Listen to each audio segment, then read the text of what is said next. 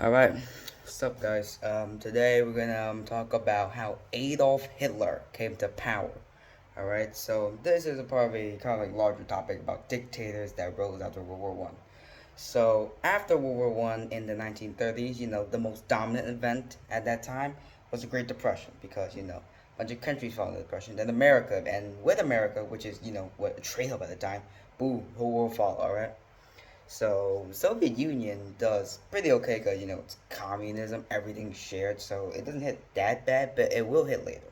So let's start in Germany, the Weimar Republic, which is the country that was formed after the losses during World War One, because they lost what is called the Polish Gap, connecting Prussia to mainland Germany, and also they lost Alsace-Lorraine to France and Danzig, the free city of Danzig. So obviously Germans, they're very angry, but they have to just get by. So the Weimar Republic, being in the Great Depression, prints a lot of money, which causes hyperinflation. All right, like extremely big inflation. Think of inflation as like a balloon. All right, make it go too high, it will pop. But yeah, it popped very fast. All right, money was paper. All right, people were throwing money out. People were ripping, burning money just to keep alive. Right. So obviously everything's bad. They're protesting and like we need reform. We need more money. Stop inflating.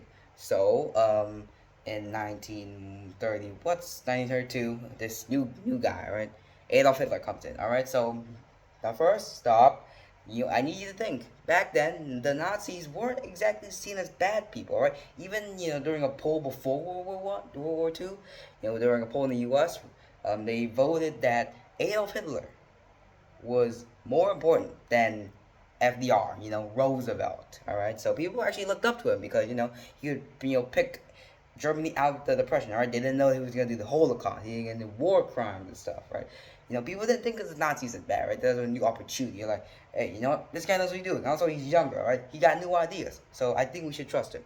So that's what they did. They trust him. All right, and eventually in 1937, 38, he rises up into power as the Führer, or basically the dictator of Germany. So, yeah, that's when his little expansionist plan starts. Now, moving on from that, because we're not gonna discuss that until a later video.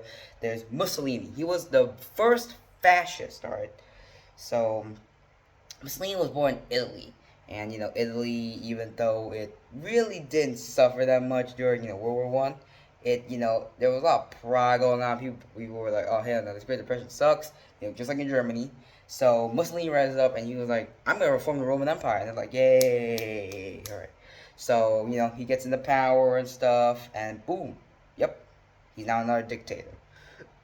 So of course the Germans and the Romans, I'm talking about the Italians, get along pretty well. All right, they were like they had both a degree of European domination. We agree that totally should take over Europe together. So they decided to deal, become allies and stuff. Now let's move on a little bit. All right, so dictators were also in Europe. They were in Asia as well.